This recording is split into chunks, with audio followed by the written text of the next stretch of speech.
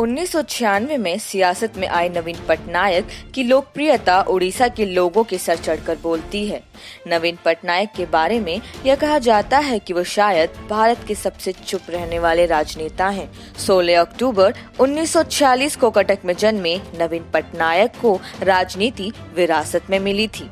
नवीन पटनायक के पिता बिजू पटनायक न सिर्फ उड़ीसा के मुख्यमंत्री थे, बल्कि जाने माने स्वतंत्रता सेनानी और पायलट भी थे। नवीन पटनायक अपने करियर की शुरुआत एक लेखक के तौर पर करना चाहते थे, लेकिन अपने पिता के निधन के बाद उन्हें सियासत में आना ही पड़ा।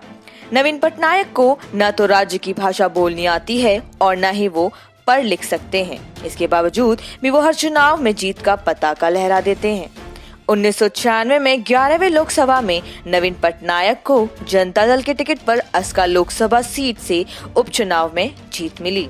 इस जीत के बाद अपने पिता के नाम पर नवीन पटनायक ने बीजेडी यानी बीजू जनता दल का गठन किया। नवीन पटनायक को 1998-1999 में जीत मिली तो वाजपेयी सरकार में केंद्र के मंत्री बन गए। साल 2000 में बीजेपी के साथ गठबंधन करके उड़ीसा की विधानसभा चुनाव में जीत हासिल की और वापस उड़ीसा आ गए। केंद्र की सियासत को अलविदा कर नवीन पटनायक उड़ीसा के सीएम बन गए। राज्य का हर कमजोर और गरीब तबका नवीन पटनायक के पक्ष में ही हमेशा चुनाव में वोट करता रहा है। 2014 में बीजेडी ने मोदी लहर और सरकार विरोधी लहर के बावजूद राज्य में 147 में से 117 विधानसभा सीटें और 21 में से 20 लोकसभा सीटों पर जीत हासिल की।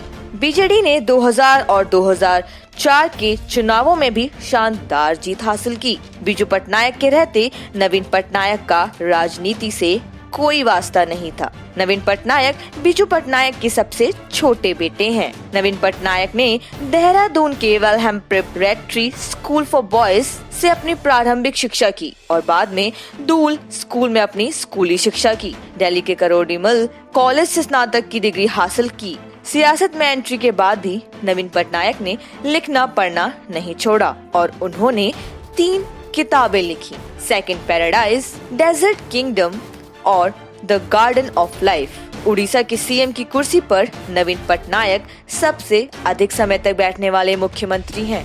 राजनीति में अपनी ईमानदारी और स्वच्छ छवि की वजह से उड़ीसा के लोग उन्हें दिल के काफी करीब पाते हैं।